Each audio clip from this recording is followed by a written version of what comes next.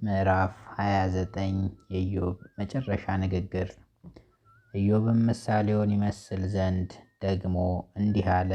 እግዚአብሔር ይጠብቀኝ እንደነበረው ጊዜ ወደ ፊተኛው ወራት ማን በመለሰኝ።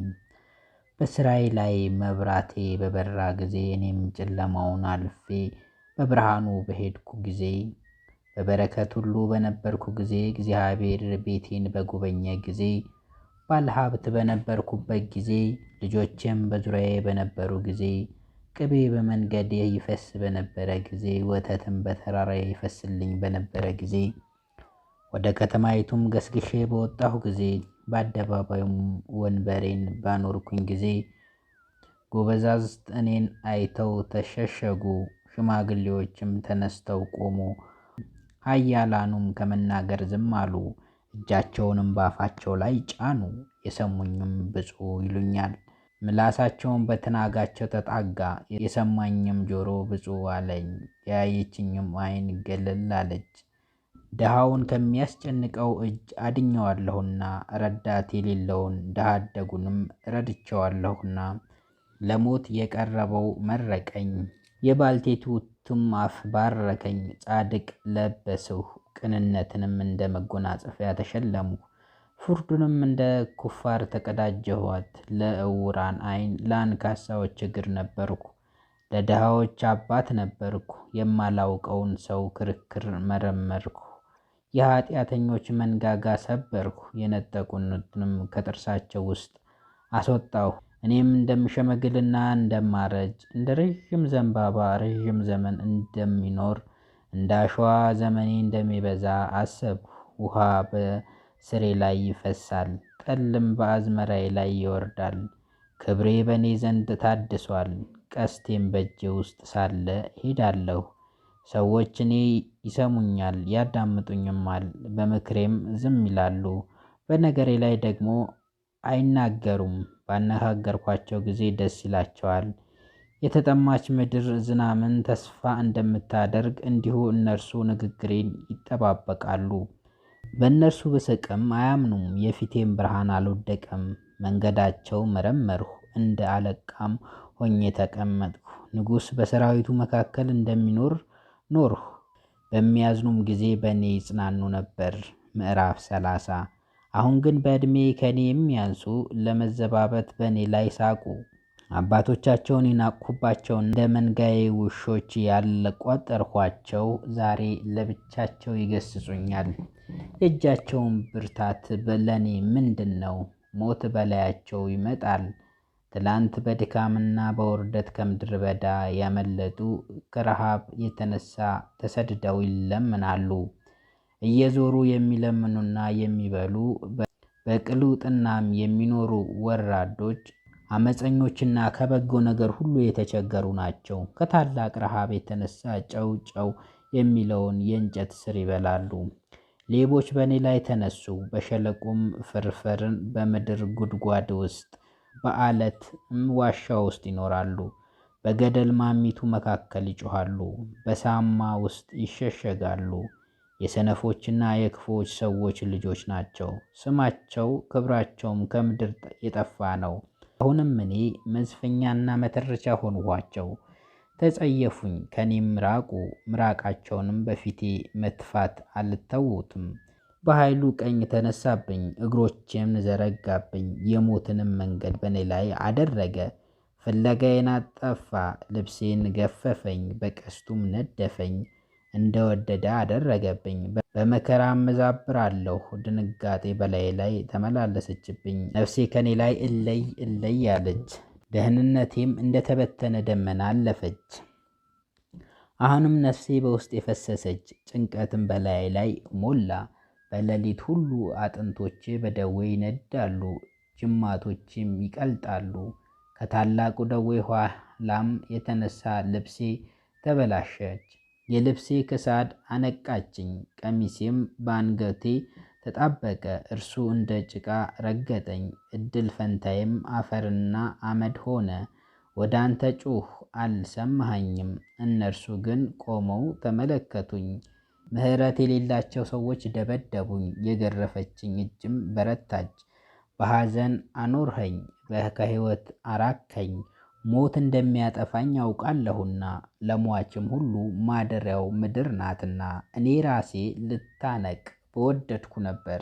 ይህም ባይሆን ሌላው እንዲሁ እንዲያደርግልኝ እለምነዋለሁ። ረዳት ለሌለው ሰው አለቅሳለሁ።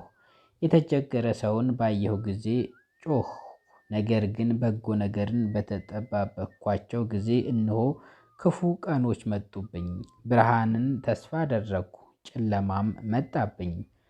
ሆዴ ፈላች አላረፈችም፣ የችግርም ዘመን መጣብኝ።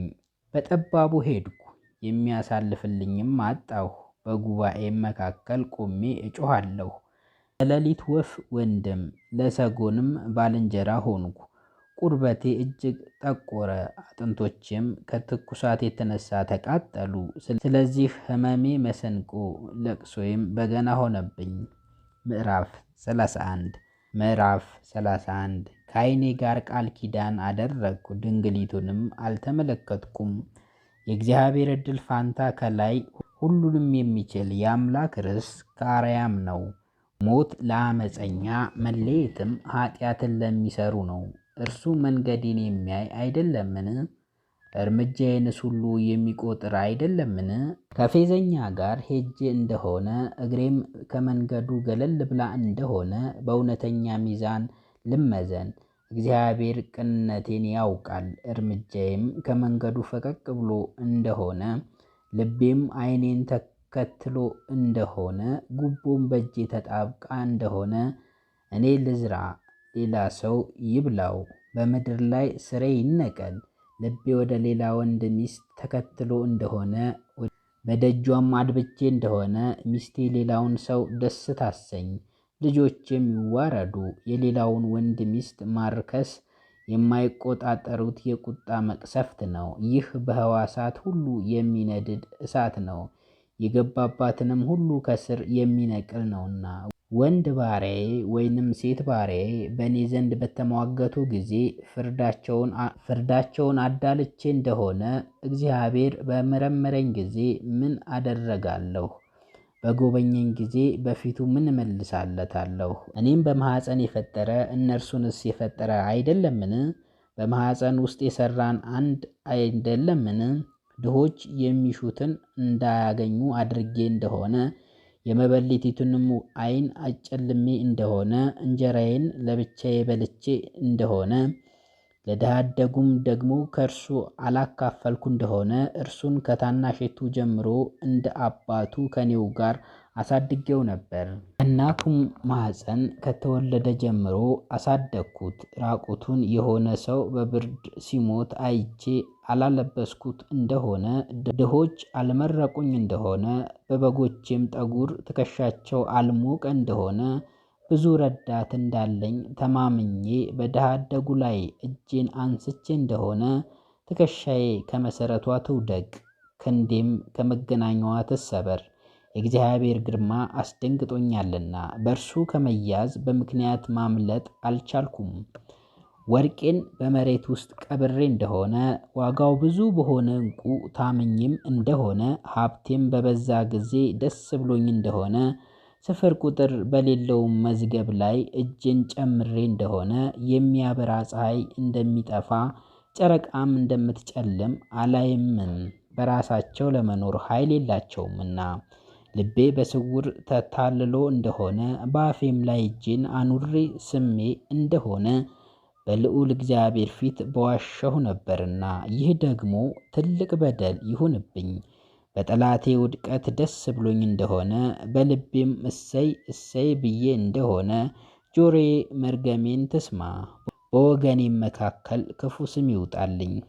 ቤተሰቦቼ እኔ ስራራላቸው ሥጋውን እበላ ዘንድ ማን በሰጠኝ ብለው እንደሆነ መተኛው ግን በሜዳ አያድርም ነበር። ደጄንም ለመጣው ሁሉ እከፍት ነበር። ታላቅ በደል በድዬ እንደሆነ ኃጢአትም ሰውሬ እንደሆነ ከሕዝብ ብዛት የተነሳ በፊታቸው ለመናገር አፍሬ እንደሆነ ድሃውንም ከደጄ ባዶውን ወጥቶ እንደሆነ የሚያዳምጠኝ ማን በሰጠኝ? የእግዚአብሔር እጅ አልፈራሁ እንደሆነ የሚያስፈርድብኝ የክስ ጽሑፍ ምን ነው በኖረኝ። በትከሻዬ ላይ እሸከመው ነበር፣ አክሊሌም አድርጌ በራሴ አስረው ነበር። በብዙዎች መካከል አነበው ነበር። ከበላይ ዕዳዬ የምቀበለው ሳይኖር ቀድጄው እመለሳለሁ። እርሻዬም በእኔ ላይ ጮኾ እንደሆነ ትልሞቿም በአንድ ላይ አልቅሰው እንደሆነ ፍሬዋን ለብቻዬ ያለ ዋጋ በልቼ እንደሆነ ባለመሬቱንም አባርሬ ነፍሱን አሳዝኜ እንደሆነ በስንዴ ፋንታ እንክርዳድ በገብስም ፋንታ ኩርንችት ይብቀልብኝ። ኢዮብም ነገሩን ፈጸመ። ኢዮብም በፊታቸው ራሱን ጻድቅ አድርጎ ነበርና እነዚህ ሦስቱ ወዳጆቹ ለኢዮብ ለመመለስ ዝም አሉ። ከአውስጤድ ሀገር ከአራም ወገን የሆነ የቡዛዊ የባርክኤል ልጅ ኤልያኖስ ተቆጣ። በእግዚአብሔር ፊት ራሱን ጻድቅ አድርጎ ነበርና ኢዮብን ተቆጣው። ደግሞም እንደ ኃጢአተኛ አድርጎት እንጂ ለኢዮብ የሚገባ መልስ መመለስ ስላልቻሉ ለሦስቱ ባልንጀሮቹ ላይ ተቆጣ። ኤልያኖስ ግን ከእርሱ ይልቅ ሽማግሌዎች ነበሩና ለኢዮብ መልስ ለመስጠት ጠብቆ ነበር። ኤልያኖስም በእነዚህ በሦስቱ ሰዎች አፍ መልስ እንደሌለ ባየ ጊዜ በቁጣው ተቆጣቸው። የቡዛዊው የባርክኤል ልጅ ኤልያኖስም መለሰ እንዲህም አለ፣ እኔ በዕድሜ ታናሽ ነኝ፣ እናንተ ግን ሽማግሌዎች ናችሁ። ስለዚህ ዕውቀቴን እገልጥላችሁ ዘንድ ፈርቼ ዝም አልሁ። እንደዚህም አልሁ፣ የሚናገሩ ዓመታት አይደሉም፣ በዓመታት ብዛት ሰዎች ጥበብ አያውቋትም። ነገር ግን ከሟች ሰው ውስጥ መንፈስ አለ፣ ሁሉን የሚችል የእግዚአብሔር መንፈስ ያስተምራል። በዕድሜ ያረጁ ጠቢባን አይደሉምን? ሽማግሌዎችስ ፍርድን አያስተውሉም? ነገር ግን ስሙኝ፣ እኔ ደግሞ የማውቀውን እገልጥላችኋለሁ። እነሆ ንግግሬ አድምጡኝ። የምትናገሩትን ነገር እስክትመረምሩ ድረስ እየሰማኋችሁ እነግራችኋለሁ። እንዲሁም ልብ አድርጉ። እነሆ ከእናንተ መካከል ኢዮብን የገሰጸ ወይንም ለተናገረው ቃል የመለሰ የለም። እናንተም ከእግዚአብሔር ዘንድ ጥበብን አግኝተናል አብዝተናልም እንዳትሉ ተጠንቀቁ። እናንተ ግን እንዲህ ያለ ነገር እንድትናገሩ ለሰው መብት ሰጣችሁት። እናንተ ፈራችሁ፣ ዳግመኛም አልመለሳችሁም። ከአፋችሁም ቁም ነገር ጠፋ። እኔ በትዕግሥት ጠበቅኩ እንጂ አልተናገርሁም። እናንተ ዝም ብላችሁ ቆማችሁ አልመለሳችሁምና። ኤልያኖስም መለሰ እንዲህም አለ፣ ደግሜ እናገራለሁ። እኔ ቃል ተሞልቻለሁና በውስጤም ያለ መንፈስ አስጨንቆኛልና። በተሃ ጠጅ እንደተሞላና ሊቀደድ እንደቀረበ አቁማዳ ወይንም እንዳንጥረኛ ወናፍ እንሆ አንጀቴ ሆነ። ጥቂት እንድተነፍስ እናገራለሁ፣ ከንፈሬንም ገልጬ እመልስልሃለሁ። ከሰው የተነሳ አላፍርምና ከሟች ሰውም የተነሳ አላፈገፍግምና። በሰው ፊት ማድላት አላውቅም፣ ከሰውም የተነሳ የማፍረው ካለ ትሎች ይብሉኝ። ምዕራፍ 33 ኤልያኖስ ኢዮብን እንደገሰጸው። ነገር ግን ኢዮብ ሆይ ቃሌን ስማ፣ ነገሬንም አድምጥ። እነሆ አፌን ከፍቻለሁ፣ አንደበቴም ይናገራል። ልቤ ንጹሕ ነገርን ያስባል፣ የከንፈሮቼ ማስተዋል ንጹሕ ነገርን ይመረምራል። የእግዚአብሔር መንፈስ ፈጠረኝ፣ ሁሉን የሚችል የአምላክ እስትንፋስ ያስተምረኛል። በዚህ ነገር ልትመልስልኝ ትችል እንደሆነ ታገሰኝ፣ እኔም እነግርሃለሁ፣ አንተም መልስልኝ። አንተ እንደ እኔ ከጭቃ የተፈጠርክ ነህ፣ የሁላችንም ተፈጥሮ ከዚህ ነው። እነሆ ግርማዬ አታስፈራህም፣ እጄም አትከብድህም። ግፍህ ተናግረሃል፣ የቃልህንም ድምፅ ሰምቻለሁ። እንዲሁም ብለሃል፣ እኔ ንጹሕ ነኝ አልበደልሁምና፣ እኔ ጻድቅ ነኝ ኃጢአትንም አልሠራሁም። እነሆ ምክንያት አግኝተህብኛል፣ እንደ ጠላትም ቆጥረኸኛል። እግሬን በግድ አጣበቅ፣ መንገዴንም ሁሉ ጠበቅ። እነሆ እኔ ጻድቅ ነኝ፣ ቃሌንም አይሰማኝም እንዴት ትላለህ? ከሟች ሰው በላይ ያለ እርሱ ለዘላለም ነውና፣ አንተ ቃሌን ሁሉ ለምን አልሰማኝም ትላለህ? እግዚአብሔር በሕልምህ ወይንም በሌሊት ራእይ አንድ ጊዜ ወይንም ሁለት ጊዜ የተናገረ እንደሆነ በአልጋ ላይ ተኝተህ ሳለህ በሰዎች ላይ ታላቅ ድንጋጤ ያመጣል። በዚያ ጊዜ ሰዎችን ማስተዋል ይከፍታል፣ ግርማ ባለው ራእይም ያስደነግጣቸዋል። ሰውን ከኃጢአቱ ይመልሰው ዘንድ ሥጋውንም ከውድቀት ያድነው ዘንድ ነፍሱ ከሞት ያድናታል፣ በሰነፍም እንዳይጠፋ ይጠብቀዋል። ደግሞ በአልጋ ላይ በደዌ ይገሥጸዋል፣ አጥንቱ ሁሉ ይንቋቋል፣ ማንኛውም መብል መቅመስ አይችልም። ሰውነቱ ግን መብልን ትበላ ዘንድ ትመኛለች። ሥጋው እስከሚያልቅ ድረስ፣ አጥንቱ ባዶውን እስከሚታይ ድረስ ሰውነቱ ለሞት ሕይወቱም ወደ ሲኦል ቀርባለች። የሞት መላእክትም ምንም ሺህ ቢሆን በልቡ ወደ እግዚአብሔር ሊመለስ ቢያስብ፣ ኃጢአቱ ለሰው ቢናገር፣ በደሉንም ቢገልጥ ከእነርሱ አንዱ እንኳን አይገድለውም። በሞት እንዳይጠፋ ይጠብቀዋል። ሰውነቱ እንደ ግድግዳ ምርግ ያደርጋታል፣ አጥንቱም በመቅን ይሞላል። ሥጋውን እንደ ሕፃን ሥጋ ያለመልማል። ከሰዎች ይልቅ ወደ ጉብዝናው ዘመን ይመልሰዋል። ወደ እግዚአብሔር ይጸልያል፣ ጸሎቱን ተቀባይነት ያገኛል። በደስተኛም ፊት እያመሰገነ ይገባል። ለሰውም ጽድቁን ይመልስለታል። ያን ጊዜም ሰው ራሱን ይነቅፋል፣ እንዲህም ይላል፣ እኔ ምን አደረግሁ? እንደ ኃጢአቶቼ መጠን አልቀጣኸኝም። ነፍሴ ወደ ጥፋት እንዳትወርድ አድነሃታል። ሕይወቴ ብርሃንን ታያለች። እነሆ ሁሉን የሚችል እርሱ ይህንን ሁሉ ሦስት ጊዜ ከሰው ጋር ያደርጋል። ሕይወቴን በብርሃን ውስጥ ታመሰግን ዘንድ እርሱ ነፍሴን ከሞት አድኗታል። ኢዮብ ሆይ አድምጥ፣ እኔንም ስማ። ዝም በል፣ እኔም እናገራለሁ። ነገር ቢኖር ተናገር፣ ትጸድቅ ዘንድ እወዳለሁና ተናገር። ያለዚያ እኔን ስማ፣ ዝም በል፣ እኔም ጥበብን አስተምርሃለሁ። ምዕራፍ 34 ኢልያኖስ እግዚአብሔር እውነተኛ ፈራጅ መሆኑን እንደተናገረ ኢልያኖስ ደግሞ መለሰ እንዲህም አለ፣ እናንተ ጥበበኞች ቃሌን ስሙ፣ እናንተም አዋቂዎች መልካም ነገርን አድምጡ። ጆሮ ቃላትን ትለያለችና ጉሮሮም የመብል ጣዕምን ይለያል። ፍርድን ለራሳችን እንምረጥ፣ በመካከላችንም ምን እንደሚሻል እንወቅ። ኢዮብ እንዲህ ብሏል እና እኔ ጻድቅ ነኝ፣ እግዚአብሔር ግን ፍርዴን አስወገደ፣ ፍርዴን ሐሰተኛ አደረገብኝ። በደልም ሳይኖርብኝ በግፍ መከራ አቀብላለሁ። መሳለቅን እንደ ውኃ የሚጠጣ እንደ ኢዮብ ያለ ሰው ማን ነው? ፈጽሞ ያልበደለ፣ ግፍን ከሚሰሩትም ጋር ያልተባበረ፣ ከኃጢአት ጋር ያልሄደ ማን ነው? ሰው ከእግዚአብሔር ጉብኝት ሲኖረው እግዚአብሔር አይጎበኘውም አትበል። ስለዚህ እናንተ አእምሮ ያላችሁ ሰዎች ስሙኝ፣ በእግዚአብሔር ዘንድ ትበድሉ ዘንድ አትውደዱ። ሁሉን በሚችል አምላክ ፊት ጻድቁን አታውኩት። ለሰው ሁሉ እንደ ሥራው ይመልስለታል፣ ሰውንም እንደ መንገድ ያገኘዋል። በእውነት እግዚአብሔር ግፍ እንደሚሠራ ታደርገዋለህን?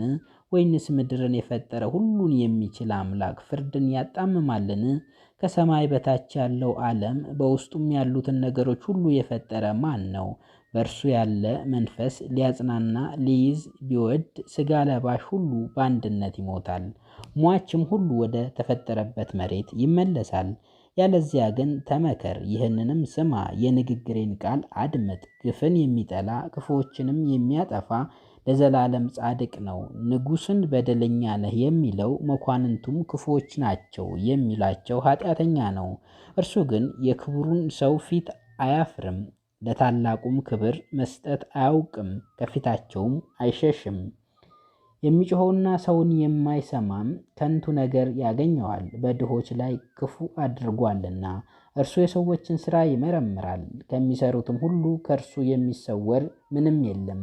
ኃጢአትን የሚሰሩ የሚሰወሩበትም ቦታ የለም፣ ሁሉን ከሚያይ ከእግዚአብሔር አያመልጡምና። እግዚአብሔር ወደ ታች ወደ ሰዎች ይመለከታል፣ ሊመረምሩ የማይችሉ ነገሮች ሁሉ ቁጥር የሌላቸው የተከበሩትን ድንቆችንም ያስተውላል።